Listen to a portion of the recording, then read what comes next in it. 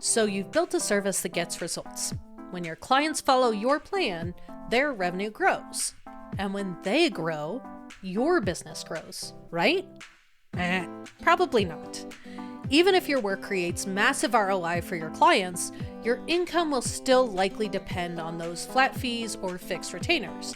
And there is a ceiling to how far those can stretch. You want to scale, but without walking away from the deep, high-impact work you actually like doing. You want a model that feels more aligned, where you and your clients are on the same team, and where the better they do, the better you do. But most of the advice on pricing strategy is either vague, so just raise your rates, or it demands a hard pivot into one-to-many offers. What if there was another path? What if you could scale by tying your revenue to the results your clients actually get and build a model that reflects the trust, the impact, and the partnership at the heart of your work? Imagine this. A client just closed a 100K launch. You've been in the trenches with them, refining strategy, reviewing copy, helping them ship their offer. And when they win, you win, because you're getting 10% of that revenue as part of your compensation. That's the model Lacey Sites built inside her coaching business. She didn't stop working with clients. She didn't add a group program. She just changed how she gets paid, and in doing so, doubled her revenue without adding any new clients. I'm Susan Bowles, and you're listening to Calm is the New KPI, the show where we challenge default business advice and break down the levers you can pull to build a calmer business that actually works for you. Today's episode is part of our series on scaling your client business without ditching clients, and we're focusing on the business design lever of the Calmer framework. If you've ever wished your pricing model felt more equitable or more profitable, this episode might open up a new way of thinking. This is a re-edited conversation from my 2019 interview with Lacey Sites, a founder of A Lit Up Life. This is one of my top listened to episodes, and Lacey and I dig into how revenue sharing actually works in practice, how and why Lacey tested her ideas before she rolled them out, and how filtering for the right clients is critical when your income depends on their success.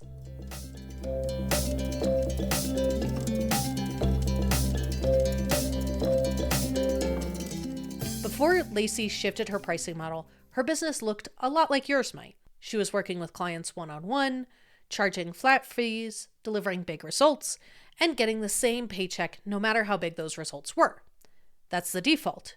You get hired to help someone grow their business, you roll up your sleeves, you dig deep, and maybe even help them hit a record-breaking milestone. And whether they make 10K or 100K, you get paid the same amount. It's steady, it's familiar, and it's what most of us were told success looks like as a service provider. But that's exactly the problem. The default way of doing business says you charge for your time, not your impact. You scale by stepping back from client work. And if you want to earn more, your only options are raising your rates or busting your butt to get more clients. The math is rigid, the incentives are misaligned, and even when you want to invest deeply in your client's success, there's no built-in reason for your clients to see you as a long-term strategic partner. It's a default model that works until it doesn't.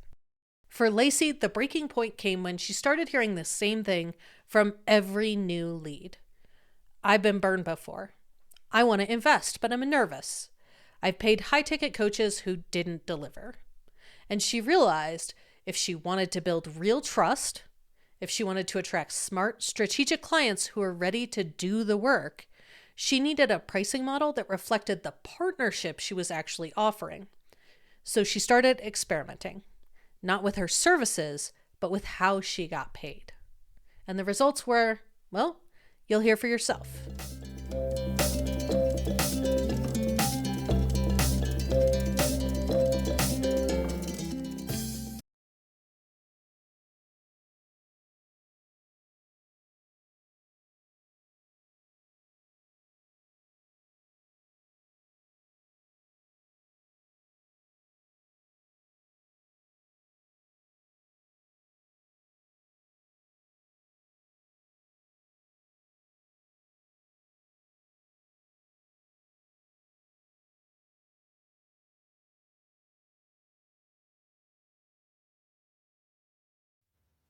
Hey, it's Susan.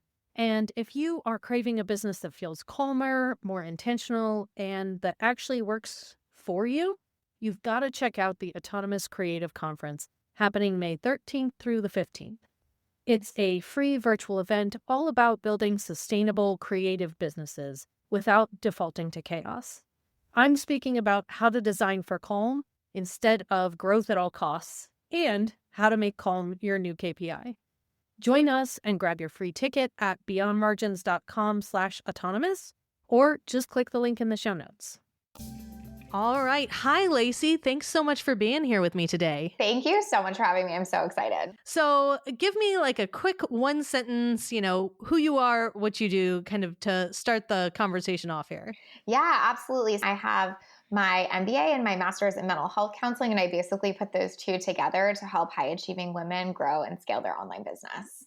You have a very unique kind of pricing compensation structure in your business. Can you tell me a little bit more about that, how it works? Absolutely. So when clients hire me, they pay me a base rate, but then on top of that, they pay me 10% of the new revenue generated through our work together. Did you always price your services that way, or was this something that you transitioned to at some point? Was there some kind of trigger that led you down this path? For sure, I did not always price them this way. And there was definitely a trigger. Initially, I just priced normally, like, I just had a flat coaching rate. That's what you paid, that kind of thing. But something I was hearing from people over and over again that were coming to me to work with me is basically like, I've been burned before and I'm scared.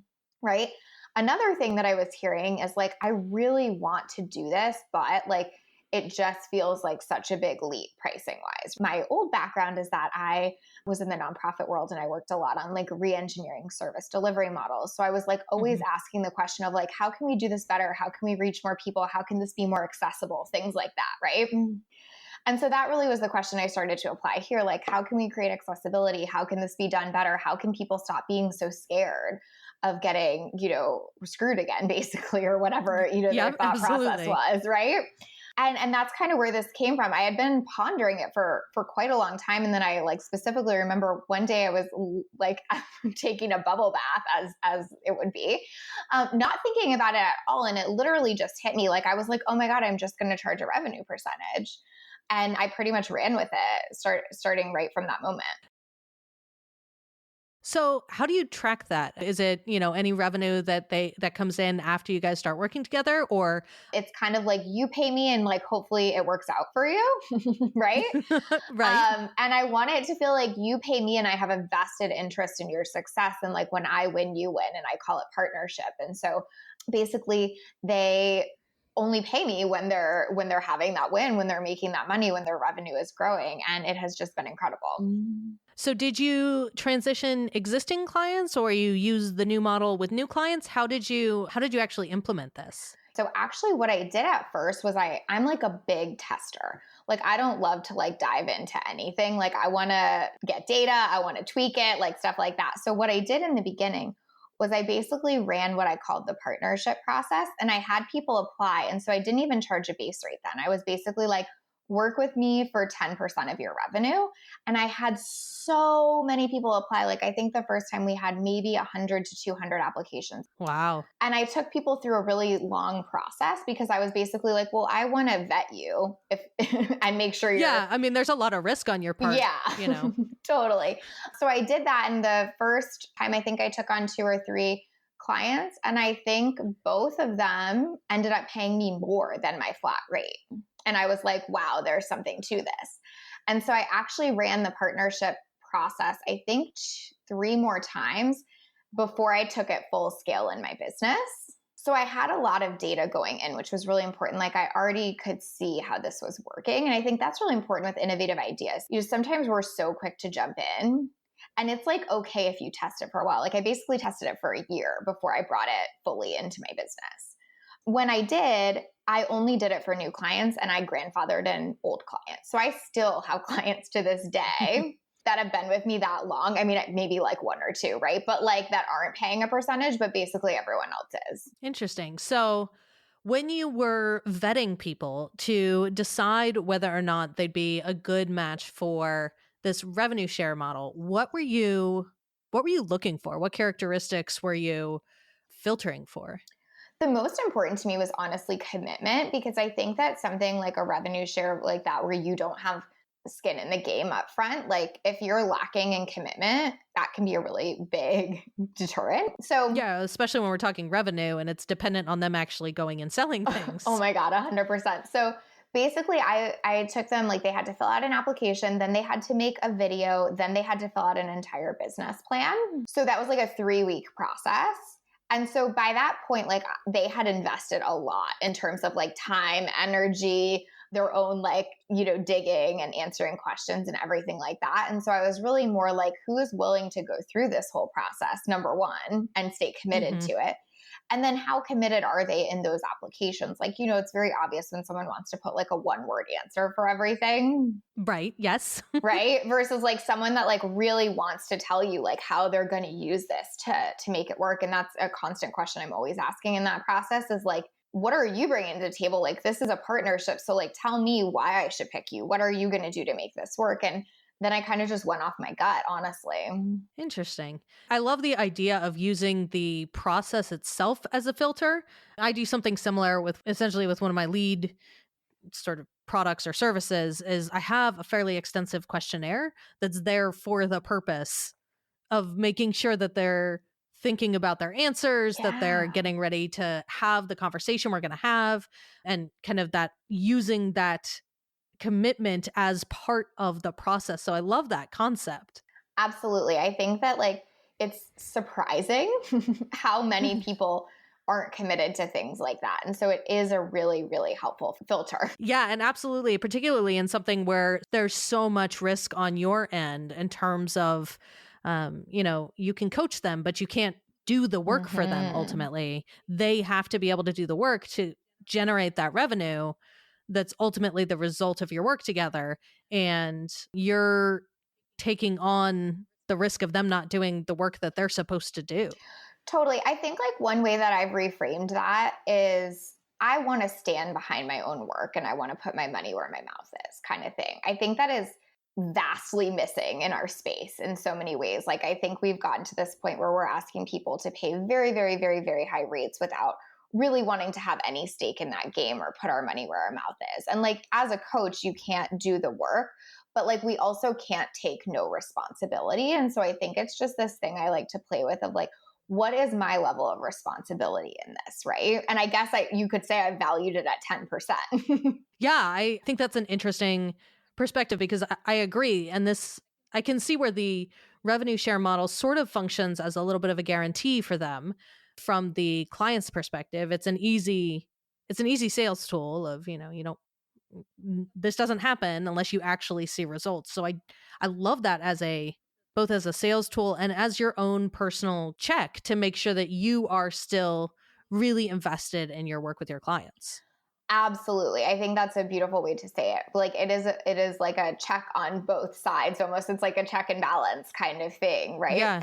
And something that I have found to be really interesting in doing it is I feel like I've almost attract, and obviously I'm like a super biased because they're my clients, right? But I feel like I attract such smart business women because of that. Like I feel like they're really thinking about it in a different way. Like so many of my clients are making over the 250, 500K mark and hiring me because they want that, because to hire someone that's further along, so to speak, in that realm, you're talking $5,000 a month for a base rate for a coach kind of thing. And they're like, I could do that. I can afford that at this revenue, but I want somebody who's like literally invested in my growth and who I pay if I grow, who I'm not just paying a really high rate because they've maybe gotten a result before. I want someone who I'm paying a really high rate because they can get me a result. Absolutely, yeah. And I could see where that kind of model would inherently attract people that are more invested and are thinking more critically about how their business operates and how they are valuing basically every dollar that goes out Mm-hmm. and making sure that that dollar is working for them. Right. They're thinking about it in really smart, strategic ways. Like what's the return on that investment? And when they understand how partnership works and how this model works, they're like, well, that's really obvious. So, when you started off experimenting with this new model, you were doing just a revenue share as your compensation. But currently, your pricing model is a flat monthly rate plus the 10% revenue share. So, what prompted you to add back in a base rate? Yeah, great question. So initially when I did the revenue share only, it was like with two clients, basically. I would do like two at a time. And then I would have still all my regular clients, like just on a base rate or just on a regular payment structure. I kept feeling a pull to be like, this is something, like this means something. I really want to turn my business in this direction. But fundamentally, at the end of the day, like I have operating expenses as a business, right? Mm-hmm. And so I felt like I needed some level of certainty and I needed to take some level of responsibility there too, because of course I have a team to pay and all of that. And so I was trying to find that balance of like, how can I basically make this my business model, but without taking so much risk that I'm like not putting myself in a good position to actually serve my clients? Because I think that's important too. Where like, I want to be Mm-hmm. invested in their success, but not so invested that I'm like, well, if you don't do good on this launch, I can't pay my team. Right. Because then we're like over invested and it gets weird. So for me, that's where the base rate came in. Like I was like, if I'm going to transition my whole business to this, that has to be a non-negotiable because that keeps me the right amount of invested and detached with my clients. And it gives me the right amount of certainty and ability to function and operate as a business. That totally makes sense.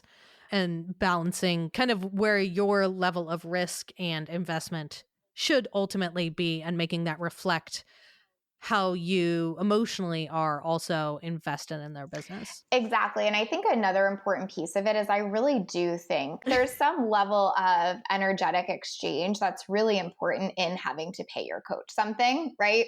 Yeah. Like there's a belief that comes through that of like, I believe this much in my business that I am willing to put this money on the table first kind of thing. Yeah, there's definitely a psychological kind of investment that comes with putting your money where your mouth is. Exactly. So I feel like I'm kind of doing that, right? By being like, I'm willing to like be your partner in this and let's go all in. And then I need them to be able to do it a little bit too. Like, and I'm willing to pay your base rate. Like, so it feels like there's this even exchange of us both being like, let's put some energy and some stake in the game. That totally makes sense.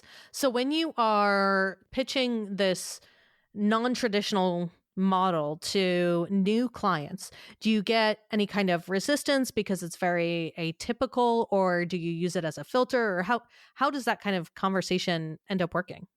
I have to tell you, when I first started doing this, I was like, I basically prepared myself. Like, I was like, I'm probably going to get a ton of pushback on calls.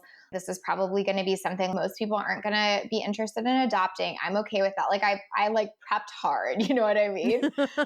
I don't think I've really gotten one sincere objection around it because most people are like, I freaking love that you are invested in my success in that way. So it's most people are viewing it more as a positive than a negative.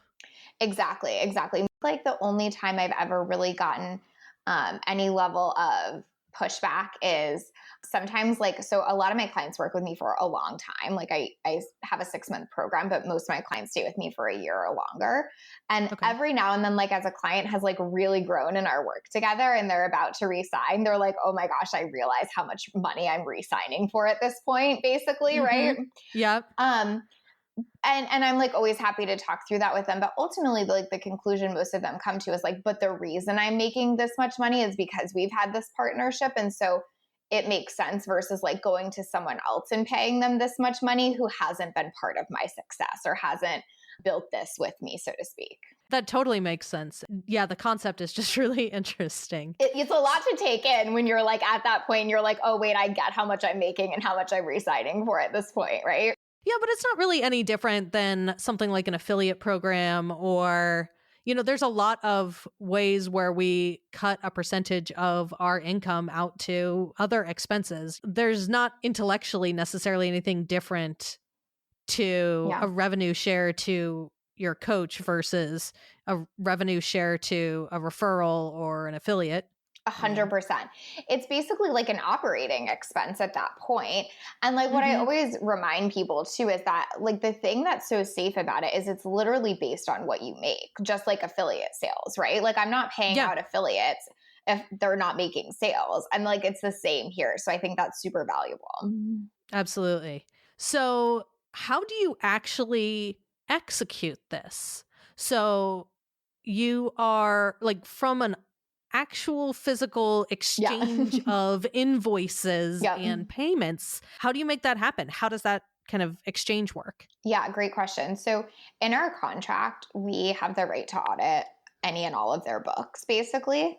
That is not a practice that feels necessary most of the time, right? Like, feel like that partnership mentality, like that starts off the coaching relationship in such a different way. Like, I feel like I just know where my clients are at. Like, they're telling me about their sales. I know what they're making. Like, I have a guesstimate of like where we're ending up. So like I never really feel this like deep pull to be like, how can I like get exact specifics? Like we truly form a relationship where I just believe and totally trust in what they're saying. And we're talking enough and communicating enough. I'm like very hands-on with all my clients that like I pretty much know, right? In terms of like the specifics, what happens is we have an automated reminder that goes out to all of our clients on the first Tuesday of every month, basically to say like reconcile your numbers for last month, let us know what they are. They have a certain amount of days to get that back to us. Then we invoice them based on their percentage. And then they have like, 10 days to take care of it. So they're effectively getting 2 invoices from us each month, which is the base rate and then the percentage. And so instead of paying one monthly sum, so to speak, like in most coaching situations, they're basically paying us twice a month.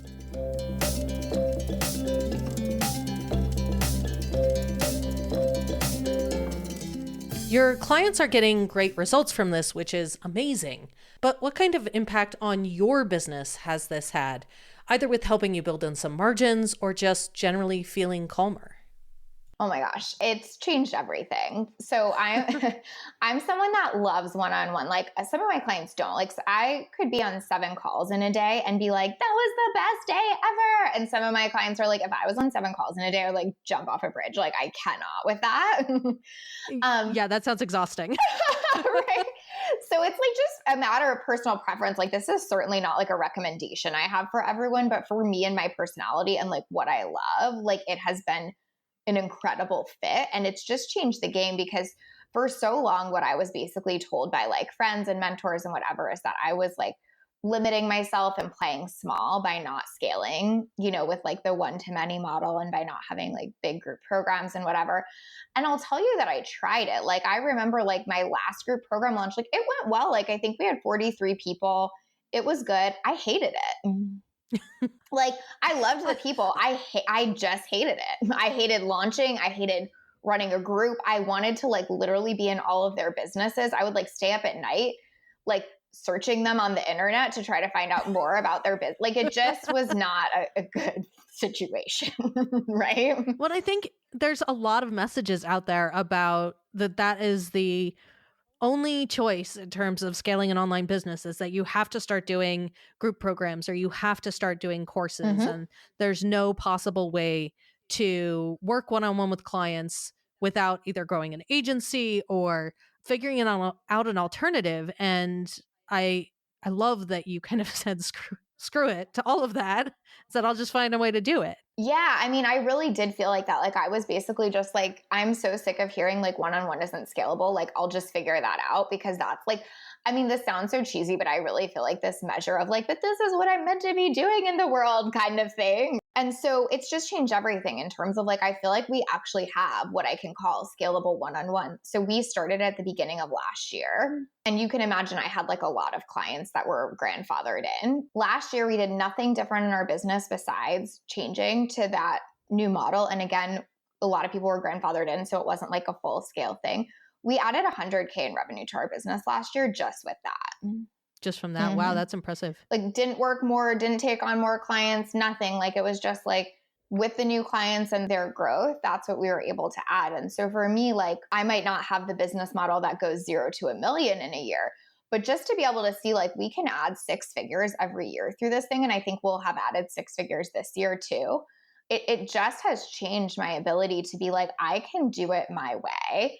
I can make things work my way. And like, there's literally nothing in the world that makes me more proud than being able to be like, I made an extra 100K because I helped my clients make an extra million. Like, that is so satisfying to me.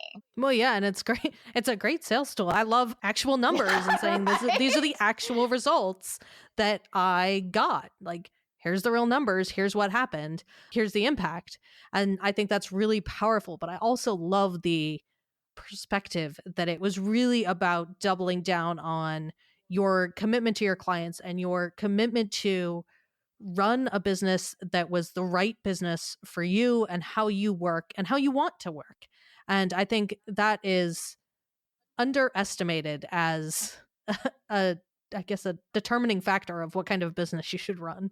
Yeah, I always say to my clients, like, making money isn't the most important thing. It's how you make the money. I probably could be making a lot more, to be perfectly honest, if I had gone the do a big group program thing. It just wouldn't matter because I wouldn't be happy. And like, why did all of us actually start our business? Because we actually want to feel like happy and lit up and make the money. And so the how is so freaking important in terms of it matching your personality. I think for some people, like the big scale launches, and so I have plenty of clients whose personality that epically matches. But like, I think that we just don't take into account enough, like, what is the thing that makes this not feel like a job? Because then the money is like an extra bonus. Yep. So, what are you planning to do in terms of scaling after this? How has this changed your approach to scaling? Are you at you're going to hit capacity and stick with your clients that you've got and continue to grow their revenue, or are there other ways that you're looking at approaching this? I feel like I'm now in the practice. This is like a little bit woo, but it's relevant. But like, I I'm just down like with the woo. always believe like a divine download is coming, because I had such an epic experience with being like, I will be a one-on-one person, and then being in the bathtub and just like finding the answer.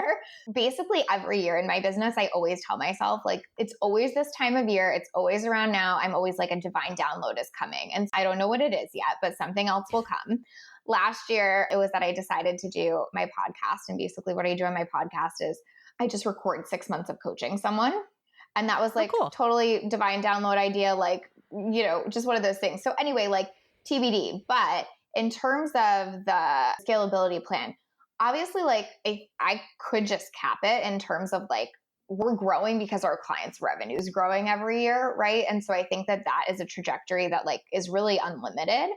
But I'm also testing it and doing it in another model, which is a mastermind model with percentages. So I have 8 people right now in a mastermind where we do percentages from that too. Ooh, interesting. And that's been really, really amazing too. So like, in some ways it's like scalable on many levels, but the revenue percentage is going to continue to be something that's really present. And I think it will be the thing that continues to grow our revenue too. No, I absolutely think that. And I think it does allow you to double down on the clients that you have, where so often when we're stuck with fixed rate kind of engagements that aren't necessarily tied to the success or the results that we're seeing for clients, there's this kind of tapping out with a specific client where, if they came in 15 years ago when your rates were really, really low, you have to offload them or get them onto a new, more plan. If your rates change, you are then compelled to either find new clients or bump the clients that you have. And I love that this kind of model allows you to continue reinvesting in that partnership, continue reinvesting in the business and the results that you've already seen without feeling that pressure to constantly be renegotiating in order to raise your rates or hit your revenue goals. I really like how you said that. And I think that's a really great point, which is I feel like it actually lets you almost like put your attention on the skill instead of on the sale, right? And so I feel like I get to invest a lot of my attention in the skill of coaching and growth and the things that I'm like most epically interested in, right? Yep. Because that other piece is taking care of itself in a new way. So I think that's a perfect way to say it. One of the most powerful levers in the Calmer framework is business design. And that can look a lot of different ways. It can be about designing the delivery of your service to be easier for you to deliver. But like Lacey, it can also look like thoughtfully engineering your pricing model. While something like revenue sharing won't necessarily work for all industries or all businesses, it is a unique way to grow your business without creating a bigger burden. It's kind of the perfect encapsulation of what a calmer business could look like. Because sometimes engineering calm isn't about recreating the wheel or burning the whole thing down. Sometimes it's just a calibration or a tweak in the right place that can make all the difference. Lacey's change to how she was charging for her services is a great example of a small tweak or a recalibration towards calm. And it's one that makes a lot of sense for both her and her clients. Lacey benefits because she can grow her revenue without necessarily taking on more clients and reducing her bandwidth. And her clients get to mitigate some of the risk of working with a new provider, which is a huge win for them. Maybe your business isn't quite the right fit to do a revenue share. It's really easiest to implement in businesses that help folks directly increase their revenue. But often we're really just generally setting our pricing based on a default decision, whether that's the standard for your industry or what you think you're supposed to charge. So something to consider is thinking more creatively about potentially how to align your pricing to help you build margins, or align your pricing so that your incentives and your clients' incentives are more in sync. That can be a really important aspect of more proactively calibrating your business design lever towards calm and away from the default. And if that's something where maybe you're getting a little bit stuck and you don't have any creative ideas in your pocket, I can help. If you need some inspiration, you can grab my Calmer Service Design swipe file at the link in the show notes. It's got about 60 plus different examples of services delivered in different ways and priced in different ways that can serve as some inspiration for you. Lacey is one of those examples. Or if you need a little bit more support or customized ideas, we can work together one-on-one to come up with a pricing model that works for you and helps you build margins and engineer calm. You can grab my services guide at beyondmargins.com/services or at the link in the show notes to get all the details about how we could potentially work together. And until next time, stay calm.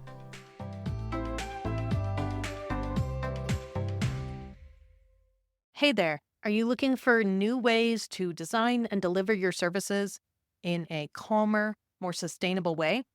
I've got just the thing for you. The Calm Service Design and Delivery Inspiration Swipe File.